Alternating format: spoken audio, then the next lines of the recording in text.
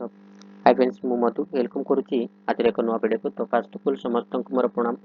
मु आशा करे कि आपण माने भल थिबे किबा आपण मानकर प्रिपरेशन धुआंधार करुथबे। तो आज हम डिस्कशन करबा मात्रा फला युक्ताक्षर जोटा कि आपण मानकर ओडिया ग्रामर से RI ARI RCDS SFS forest forest guard आइगला ए सब परीक्षा पई आपण मानकू बहुत बहुत हेल्पफुल करिवो। तो चलंतु हमें वीडियोटी देखि नेबा। मात्रा क्या कहुए ना स्वरवर्णर सांकेतिक रूप को मात्रा बोली कहुए ना स्वरवर्णर सांकेतिक रूप को मात्रा बोली कहुए ना पला क्या कहुए ना पला हूँ व्यंजन वर्णर सांकेतिक रूप को पला बोली कहुए व्यंजन वर्णर सांकेतिक रूप को पला बोली कहुए। युक्ताक्षर युक्ताक्षर क्या कहुए ना व्यंजन वर्ण सहित व्यंजन वर्ण मिसिले ताकू युक्ताक्षर कहुए व्यंजन वर्ण सहित व्यंजन वर्ण मिसिले ताकू युक्ताक्षर कहुए। हाँ स्वरवर्णर मात्रा चिन्ह कौन ना स्वरवर्ण जी आम स्वरवर्ण रहा जी आम स्वरवर्ण रहा तार मात्रा चिन्ह हूँ आर मात्रा चिन्ह हूँ आकार अशेर मात्रा चिन्ह हूँ अशेकार दीर्घर मात्रा चिन्ह हूँ दीर्घकार ऊर मात्रा चिन्ह हूँ एमती उकार दीर्घ रू मात्रा चिन्ह दीर्घ रू मात्रा चिन्ह रू एर मात्रा चिन्ह कौन ए एमती ओके सेमती ओर मात्रा चिन्ह कौन केमती एमती तेमती और मात्रा चिन्ह कौन और मात्रा चिन्ह हूँ एमती एटा और ओके और मात्रा चिन्ह कौन और मात्रा चिन्ह हूँ एमती एटा ओके आर मात्रा चिन्ह रही आम केतटा मात्रा चिन्ह रही आमर 10टा मात्रा चिन्ह रही 10टा स्वरवर्ण 10टा आमर रही आ गोटे कुआडे गला ना आ गोटे सेटा नाइ सेटा आ और नाइ ओके और आमर मात्रा चिन्ह नाइ ओके। देन हम देखा पला पला क्या कहुए ना व्यंजन वर्णर सांकेतिक रूप को पला बोली कहुए व्यंजन वर्णर सांकेतिक रूप को पला बोली कहुए। पलार सांकेतिक चिन्ह कौन चिन्ह हूँ आमर 8टी रही न पला मो पला ओके क्यों पला आउ फल पला ल पला ओके ल पला बो क्यों पला बो पला। तो आमर केतटा रही आमर 8टा रही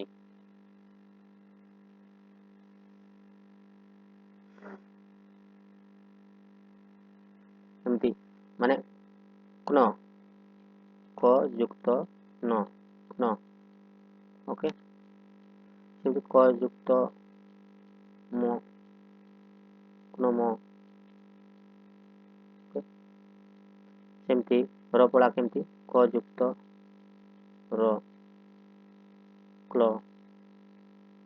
क्ल ओके सेमती आमर कौन आमर बपला केमती बपला म म युक्त ब ब ओके सेमती आमर क्योपड़ा क्योपड़ा केमती क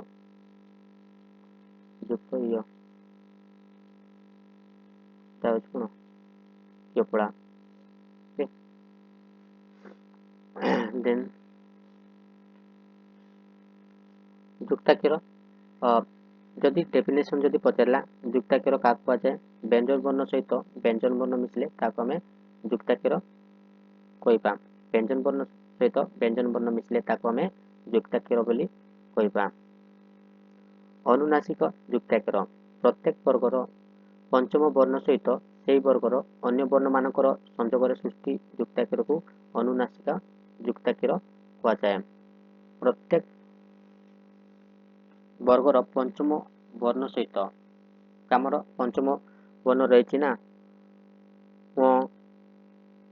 रहा ड ण न मो ये प्रत्येक पंचम वर्ग वर्ण रही तो ता सहित आमर अनुनासिका युक्ताक्षर 20टी थाए ओके 20टी आमर रोची।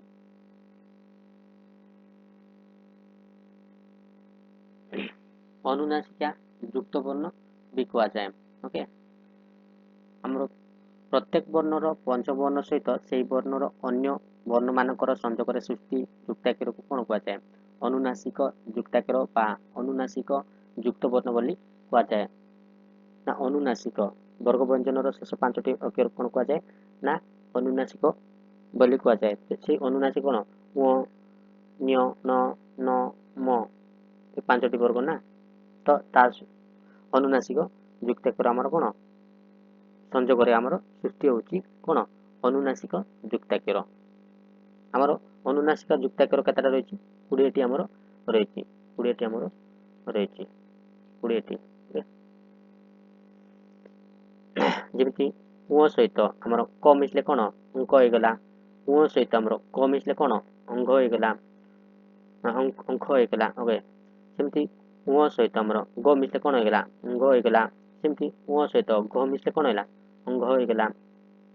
ସେମିତି ଞ୍ଜ ସହିତ ଚ ମିଶିଲେ କ'ଣ ଅଞ୍ଚ, ଆଉ ଛ ମିଶିଲେ କ'ଣ ଅଞ୍ଚ, ଆଉ ଜ ମିଶିଲେ କ'ଣ ଅଞ୍ଜ, ଆଉ ଝ ମିଶିଲେ କ'ଣ ଅଞ୍ଜ।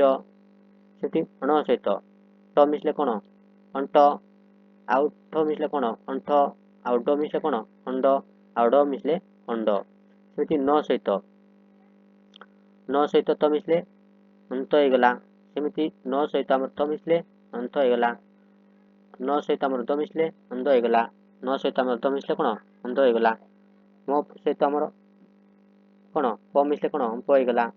ଆଉ ଫ ମିଶିଲେ ଅମ୍ଫ ହେଇଗଲା। ବ ମିଶିଲେ ଅମ୍ବ ହେଇଗଲା। ଭ ମିଶିଲେ ଅମ୍ଭ ହେଇଗଲା।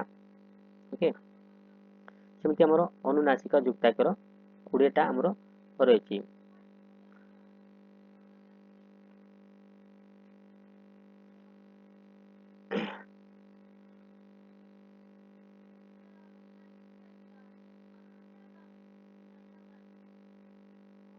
So thank you for watching this video. Have a great day. Jai Jagannath. रहुची। Bye bye. Take care.